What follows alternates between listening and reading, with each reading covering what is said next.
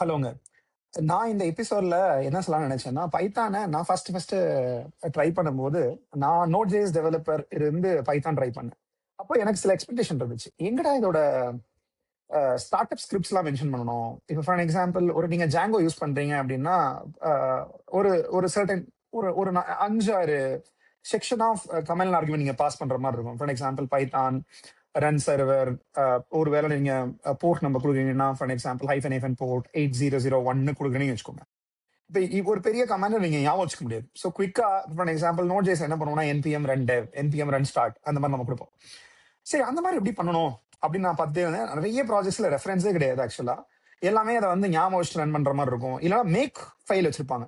Make ஃபைல்ன்ற மாதிரி. So அந்த மாதிரி மேக் ஃபைல் வச்சிருக்கும் போது நமக்கு அது ப்ராபபிலி இதை நம்ம பண்ணலாமே, இது ரொம்ப பெட்டரா இருக்கே அப்படின்ற மாதிரியும் ஃபீலா இருக்கும்.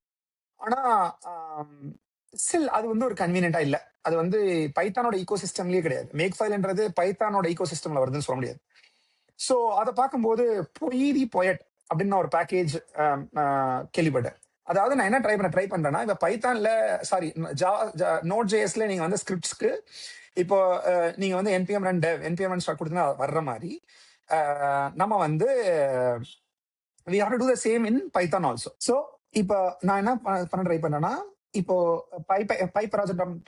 py project.toml ஃபைல்ல பாத்தீங்கன்னா there is a dev dependency. ஓகேங்களா? இப்போ இதுலயே ஒரு செக்ரிகேஷன் இருக்கு. முன்னாடி வந்து நம்ம requirement.txt எல்லாம் வந்து நம்ம இந்த மாதிரி டிபெண்டன்சிஸ் எது, dev dependencies எதுன்றதை நம்ம பிரிக்கவே முடியாது ஆக்சுவலா.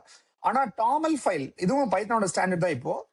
ஆனா ரீசெண்டா யூஸ் பண்றாங்க. ஓல்டு ப்ராஜெக்ட்ஸ்ல இன்னுமே requirement.txt தான் வச்சிருப்பாங்க. ஆனா அதுல நம்ம வந்து இது டிபெண்டன்சி, இது டெவ் டிபெண்டன்சிஸ்னு பிரிக்க முடியாது. டெவ் டிபெண்டன்சினா என்ன? டெவலப்மெண்ட்டுக்கு மட்டும் தான் யூஸ் பண்ணுவோம். ப்ரொடக்ஷன் பர்பஸ்க்கு இது தேவை கிடையாது ஆக்சுவலா. அதுக்கு பேர் தான் டெவ் டிபெண்டன்சிஸ் ஆக்சுவலா. அதுல நீங்க வந்து எக்ஸ்ட்ரா பாத்தீங்கன்னா இங்க இப்போ நம்ம வந்து நீங்க போய் டாஸ்க்ஸ் பார்க்கலாம். இது வந்து எதனால வருதுன்னா, பொயட் அப்படின்ற பிளகின் நம்ம இன்ஸ்டால் பண்ணிருக்கோம் டெவ் டிபெண்டன்சிஸ். அதுக்கான டாஸ்க் டிஃபைன் பண்ணிருக்கோம். இப்ப இவ்வளவு பெரிய கமெண்ட் இருக்கு. uv run manage.py run server, uv run manage.py make migration. இது நிறைய characters we have to type இல்லைங்களா?